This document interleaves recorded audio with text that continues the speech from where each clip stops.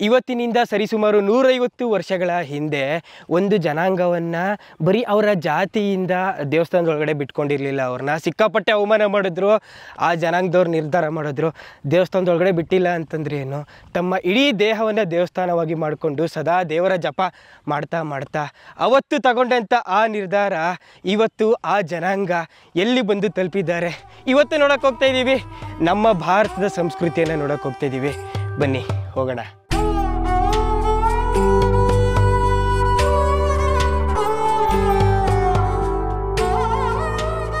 ದೇವರು ಛತ್ತೀಸ್ಗಢದ ಯಾವುದೋ ಕುಗ್ರಾಮದ ಹಳ್ಳಿಗೆ ಬಂದ್ಬಿಟ್ಟಿದ್ದೀವಿ. ಸಿಕ್ಕಾಪಟ್ಟೆ ಡೀಪಲ್ಲಿದ್ದೀವಿ. ಇಲ್ಲಿ ಮೊಬೈಲ್ ನೆಟ್ವರ್ಕು 1% ಸಿಗೋದು ಕಷ್ಟನೇ.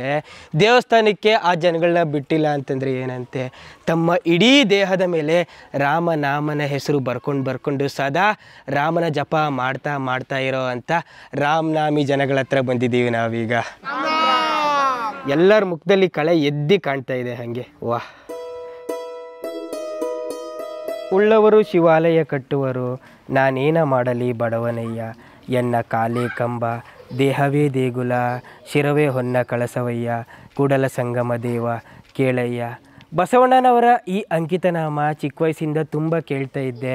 ಆದರೆ ಇವತ್ತು ಕಣ್ಣಲ್ಲಿ ನೋಡುವಂಥ ಎಕ್ಸಾಂಪಲ್ ಸಿಕ್ಕಿದೆ ಈ ಜನಗಳನ್ನ ನೋಡಿ. ಈ ಜನಗಳನ್ನ ದೇವಸ್ಥಾನಕ್ಕೆ ಬಿಟ್ಟಿಲ್ಲ ಅಂತಂದರೆ ಏನಂತೆ, ತಮ್ಮ ಇಡೀ ದೇಹದ ತುಂಬ ರಾಮನಾಮನ ಹೆಸರಾಕೊಂಡು ಸದಾ ದೇವರ ಜಪ ಮಾಡ್ತಾ ಇರ್ತಾರೆ.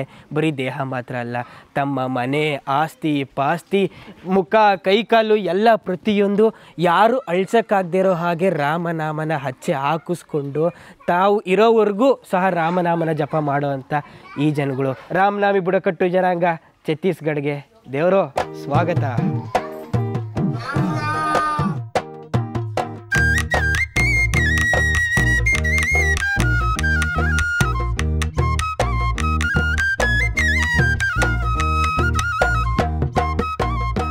ದೇವರು ರಾಮ ಹಾಕ್ದಂಥ ಹೆಜ್ಜೆನ ಹಾಗೆ ಫಾಲೋ ಮಾಡ್ಕೊಂಡು ಹೋಗ್ತಾ ಇಲ್ಲಿವರೆಗೂ 3 ಎಪಿಸೋಡ್ಗಳಾಗೋಯ್ತು.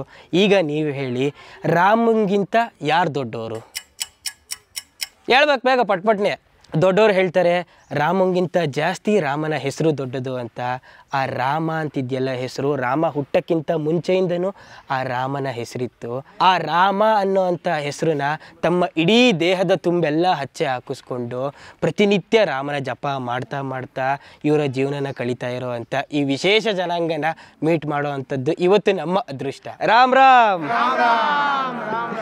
ರಾಮ್ ರಾಮ್.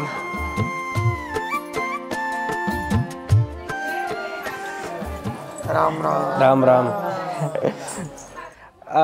बहुत खुशी हो गया आपको देखने का, हमारा सौभाग्य हो गया।